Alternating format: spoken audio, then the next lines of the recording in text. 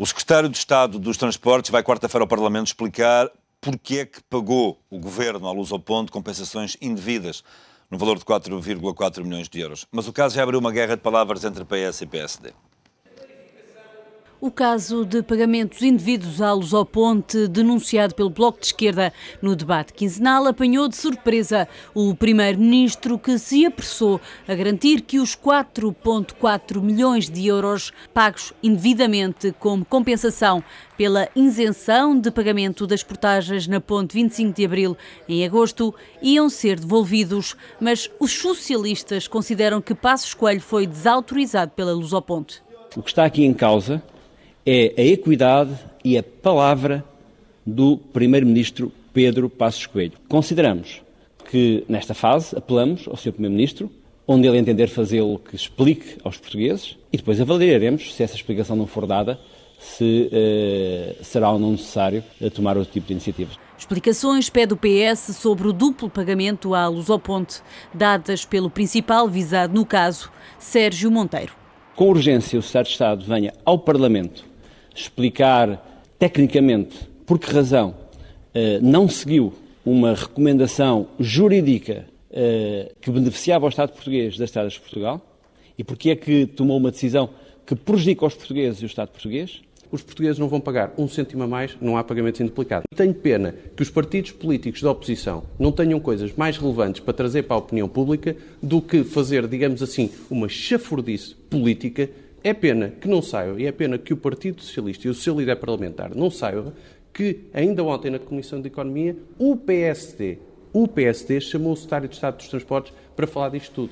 A audição vai acontecer na próxima quarta-feira. Sérgio Monteiro vai à Comissão de Economia responder à urgência de respostas exigidas não só pelo PS como pelo Bloco de Esquerda e PCP.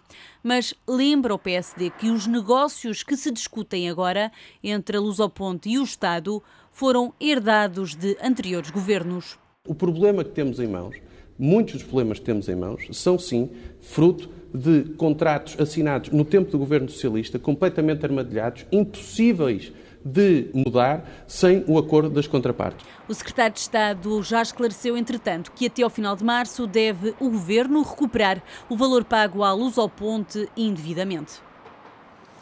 Nuno Encarnação, deputado do Partido Social Democrata, e Pedro Alves, deputado do Partido Socialista, são convidados deste Enfoque. Obrigado a ambos pela vossa presença. Pedro, começo por si. De que forma é que a palavra do Primeiro-Ministro está em causa, neste caso, Lusoponte, como afirma o líder da bancada parlamentar? Bom, há aqui um desencontro de conteúdos. Portanto, o Secretário de Estado dos Transportes disse uma coisa, portanto, e o despacho é público quanto à ordem para proceder ao pagamento, tendo até em conta o histórico que, entretanto, se tornou público também, isto é, de que não se procedeu inicialmente ao pagamento, tendo em conta que houve portagens em agosto, e na sequência disso, perante uma solicitação da Lusoponte, então o Secretário de Estado terá despachado o pagamento da compensação, enfim, daquilo que teoricamente seria a compensação. E depois, de facto, o Primeiro-Ministro, inicialmente deu nota de não ter conhecimento pleno da situação e depois, agora a dúvida é se foi informado e se foi mal informado no momento e transmitiu que não tinha havido cobrança, mas na sequência disso parece-me que é claro que há aqui um desencontro completo das versões do caso. O fundamental... é forte mais dizer que está em causa a palavra do Primeiro-Ministro. O que é facto é que o Primeiro-Ministro... Pode ter sido aqui simplesmente uma falha de comunicação. O que é facto é que, no contexto do debate, tendo sido questionado sobre o assunto, o Primeiro-Ministro não se escudou em dizer apenas não tem conhecimento do assunto e, portanto, aparentemente ter-se-á, ainda que no momento, ter-se-á informado e, portanto, o conteúdo que veiculou não corresponde à verdade. Agora, se de facto o problema é no canal pelo meio, ou se há aí uma intenção do Primeiro-Ministro, aí já não consigo ajuizar. Portanto, isso é o que os próximos tempos ditarão. Mas eu acho que o mais importante talvez nem seja isso neste momento. O mais importante, parece-me, é perceber o que é que levou ao pagamento de uma indemnização compensatória para compensar algo que não necessitava de ser compensado, nomeadamente uma vez que em agosto não há portagens. Uma vez que houve portagens, e mesmo que a questão estivesse de ser reequacionada no quadro do contrato, havia duas coisas a ter em conta. Primeiro, era saber até que ponto é que essa opção, e aqui não me escudo nas datas, portanto era uma opção que já ia ser tomada, saber até que ponto é que essa opção, de facto, não teria que ser equacionada e, portanto, se no limite valeria a pena não proceder à cobrança cobrança, uma vez que isso depois poderia custar ao Estado. Mas, de qualquer forma, ainda que assim não fosse, seria sempre uma situação de enriquecimento sem causa por parte da Lusoponte. Ou seja, se a Lusoponte arrecadasse e depois, na sequência disso, ainda fosse compensada por aquilo que deixaria de receber por não ter arrecadado, obviamente que ela teria recebido, sem causa juridicamente válida, uma transferência. O problema que se coloca agora penso que o problema agora não se pode colocar apenas quando for renegociado o contrato. Há uma questão que neste momento já não só é pública, como parece que juridicamente é clara. Por uma via ou por outra, há dinheiro que foi transferido para a Lusoponte que não deveria ter sido. Ainda que o acerto se faça mais tarde, esta questão não passa por, agora está arrumado, renegociamos o contrato. Este desequilíbrio tem de ser reposto. Agora a questão é também saber quando e em que moldes, e por isso é que também é importante que o Secretário de Estado dos Transportes também explique, por um lado, como é que vai fazer isso, que me parece que ele próprio já disse que isso vai ocorrer, mas também qual é que foi a razão pela qual fez este pagamento, tendo em conta que o Secretário de Estado dos Transportes sabia que não houve cobrança, ou melhor, que não houve isenção e, portanto, que houve cobrança de portagens em agosto. Nuno, este caso é um caso grave, uma vez que revela, enfim, no mínimo alguma descoordenação, não só entre a transmissão de informação feita pelo Secretário de Estado ao Primeiro-Ministro, o que eventualmente num debate até poderá ser natural, mas no próprio facto de se ter pago indevidamente este montante à Lusoponte. Não revela aqui uma descoordenação mais grave? Do não caso que se torna num caso. E num caso ainda por cima num debate parlamentar com o Sr. Primeiro-Ministro, onde se deviam discutir, de facto, temas com interesse maior para o país. Porque aquilo que se tentou ontem fazer na Assembleia da República, por parte da esquerda, exceto o PS, mas o PS hoje foi a reboque outra vez desta agenda da parte da esquerda, do PCP, do Bloco de Esquerda e do PEV, foi quase que dizer que houve aqui algo de criminoso nesta situação. Quando toda a gente percebeu que o Sr. Primeiro-Ministro não tinha a informação suficiente quando chegou ao plenário, tentou saber durante o próprio debate... Como o próprio disse, de certa forma, não é? Assumiu que não tinha, que aliás que o Sr. Secretário de Estado ou que o Sr. Ministro iriam tomar posição sobre o assunto nos próximos dias.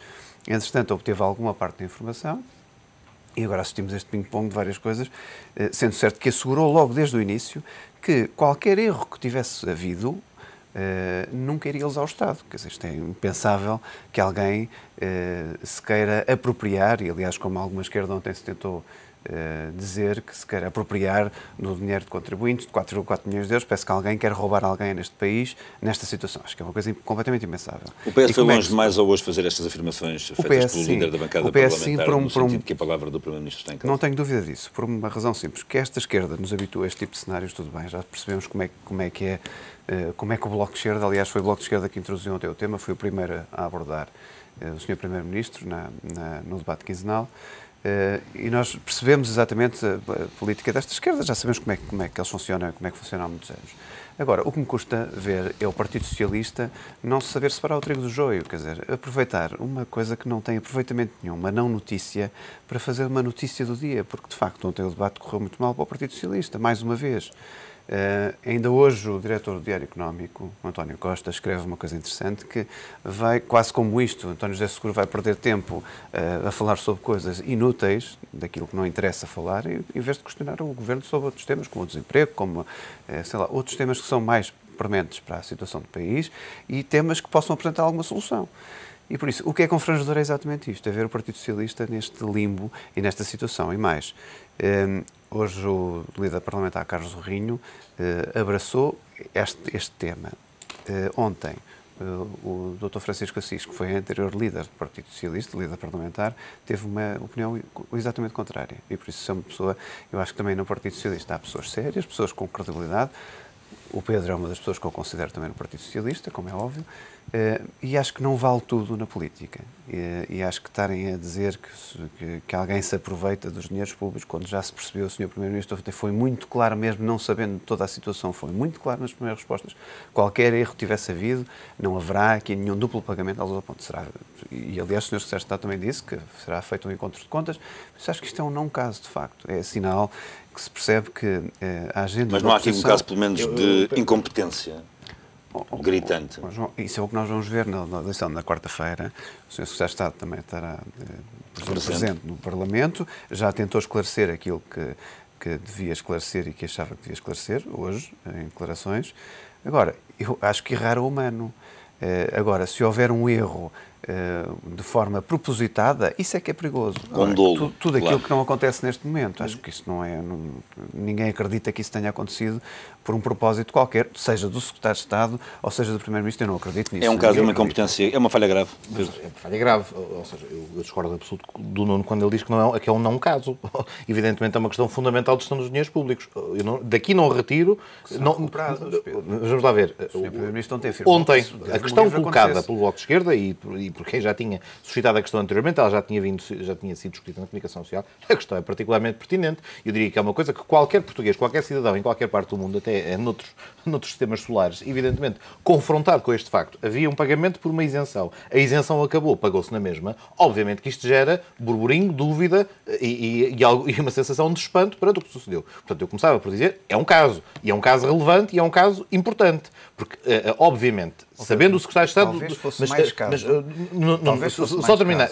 Sabendo o Secretário de Estado que tinha havido isenção e depois não se trata de, por lapso, ter-se feito um pagamento automático. Não se trata de estar previsto uma tranche que seria transferida para a Lusoponte. Trata-se de ter havido um despacho... Trata-se de ter havido um despacho expresso do Secretário de Estado que determina um pagamento que, no momento anterior, isto também está documentado, se tinha decidido que não se faria. E, portanto, há aqui uma questão que quer ser esclarecida e será cabalmente esclarecida na próxima terça-feira. Agora, obviamente que a questão é relevante, não só porque levanta questões ao nível da competência da gestão, porque é evidentemente que errar é humano, mas obviamente que também retirar ilações e consequências também é humano. Errar também tem consequências. Também tem consequências. Portanto, também ou deveria ter. Pronto, também é um fator humano. Agora, o que é facto é que 4 milhões, e o que vou dizer agora não é como a veia populista, mas no momento em que temos os tostões contados, ou os cêntimos contados, em que, por exemplo, mesmo no setor dos transportes fazemos racionalização de redes, que mesmo no setor relevante, como é o da construção naval, não conseguimos sequer mobilizar verbas para que os estaleiros navais de Viana do Castelo adquiram materiais para poderem dar resposta a encomendas. Portanto, a questão que eu coloco é, com as nossas limitações de tesouraria,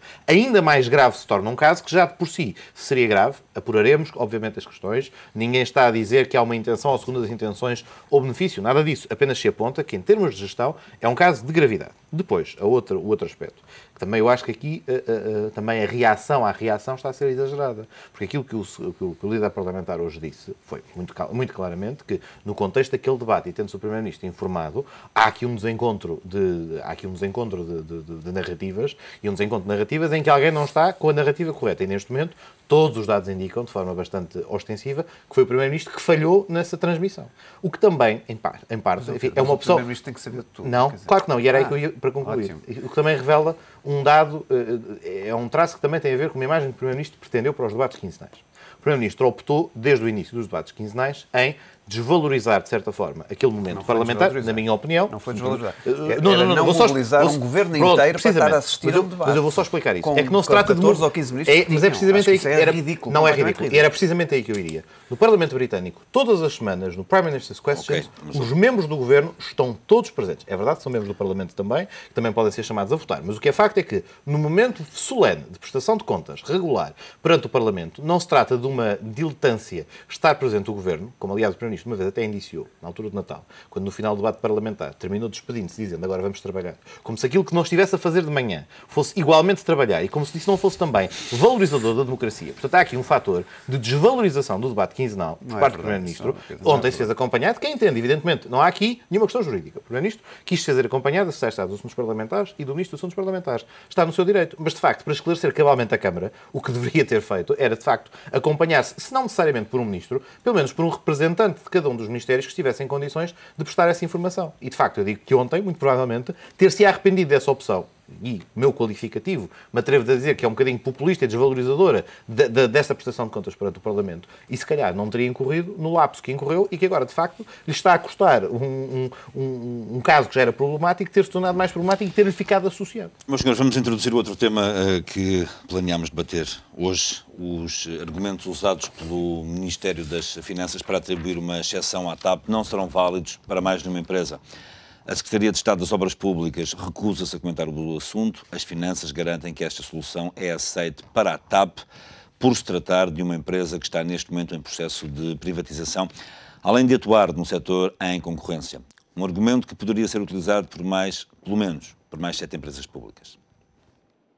A exceção aos cortes salariais na TAP abriu um precedente nas empresas públicas, o que pode ser a porta de entrada para um novo problema para Pedro Passos Coelho. O Governo aceitou não descer os ordenados na companhia aérea, uma vez que a TAP opera em concorrência e está num processo de privatização. Ora, estas são razões que servem que nem uma luva a pelo menos outras 7 empresas que estão sob a alçada do Estado, a começar pela RTP. O canal público está na mesma situação, uma vez que tudo indica que vai mesmo ser alienado. Por isso, a Comissão de Trabalhadores publicou um comunicado onde exige o mesmo tratamento, já que consideram óbvio que os critérios aplicados na TAP fazem sentido na estação. Depois existem a Pordef, a Caixa Geral de Depósitos e CTT. Tudo empresas que, segundo o critério do Governo, estão em regime concorrencial. Apesar dos funcionários dos Correios lutarem para não ser afetados pelas reduções, a empresa garante que vai cumprir o que está definido no orçamento do Estado. Já no Banco Público, no ano passado, os salários não foram cortados, mas os subsídios tiveram uma redução. Este ano sabe-se que o subsídio de férias não foi pago em janeiro, como era habitual, mas não se sabe se os ordenados vão ser reduzidos. Existem ainda as empresas que cumprem o critério de estarem em processo de privatização, como a ANA, Águas de Portugal e CP Carga. Resumindo, CTT, RTP, Caixa Geral de Depósitos, ANA, Águas de Portugal e CP Carga são todas empresas que cumprem pelo menos um dos requisitos que tirou a TAP dos cortes salariais. Voltamos ao debate neste Em Foco. Nuno, não foi aqui um precedente grave, para não dizer gravíssimo, em relação à TAP? Era óbvio que o que está a ocorrer hoje seria a consequência inevitável deste precedente, para além de ser uma injustiça grave. Mas uma coisa, João, por aquilo que eu tenho conhecimento, os subsídios de férias e Natal não são restituídos, aliás, aquilo estava previsto. A única coisa que não é feita são o corte salarial de 5% daquilo que estava atribuído. E, aliás, foi pedido pela administração da TAP, aliás, num processo de privatização, que o Governo entendesse que não o fizesse numa altura destas, numa altura do seu processo de privatização, que se espera no decorrer deste ano, e foi admitido pela própria empresa que compensaria este eventual corte nos trabalhadores noutros cortes da própria empresa. Por isso, isto é uma decisão do Governo, uma determinação do Governo que entenderá fazer num processo em que é vital que esta empresa esteja com algum sossego, por assim dizer, para que tenha com grande sucesso a sua privatização que toda a gente espera este ano. Não considera que esta exceção é uma injustiça gravíssima, como afirmou ontem o Partido Socialista?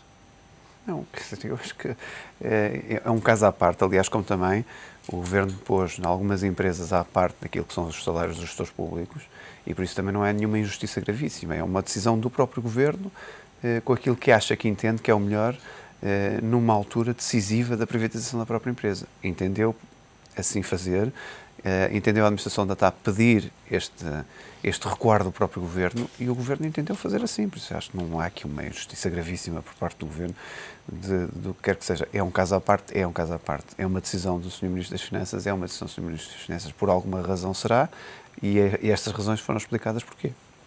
São argumentos válidos, Pedro? Enfim, ainda que sejam, ainda que possam ser, ou seja, ainda que os argumentos possam ser atendíveis, eu tenho aqui algumas dúvidas, já lá iria, mas são multiplicáveis, esse é o problema. O grau de excepcionalidade que se aponta para a Caixa Geral de Depósitos, para a TAP, com este argumentário, é replicável noutras empresas que, estando também em concorrência, estão também em situação de poderem vir a ser privatizadas, como se referia. Portanto, aí, pelo menos nesse domínio, parece-me que se abre aqui um precedente grave no sentido de grave para o Governo, de ter que, eventualmente, perante pressão, recuar noutros casos. E se, por um lado, acautela o sossego na TAP, o sossego que está a ter na TAP está já a deixar de tê-lo na RTP, por exemplo. E vai potenciar o tipo de conflito que queria evitar na TAP de forma mais intensa noutros locais que se vêem tratados de forma distinta. Já para não colocar a questão do plano de comparativo entre estas empresas e o restante universo de todos os que vão ter o corte. Para além de que ainda a própria medida em si é também, não digo contraditória, mas fica a meio sem se perceber bem porquê. Porque então ir apenas ao corte salarial e, portanto, eliminá-lo, mas depois, na opção do 13º e 14º, para esses efeitos, já não é relevante. A administração da TAP comprometeu-se que conseguia, claro, conseguia superar estes esforços. Pronto, mas e a questão foi colocada às outras. Portanto, a questão é a seguinte.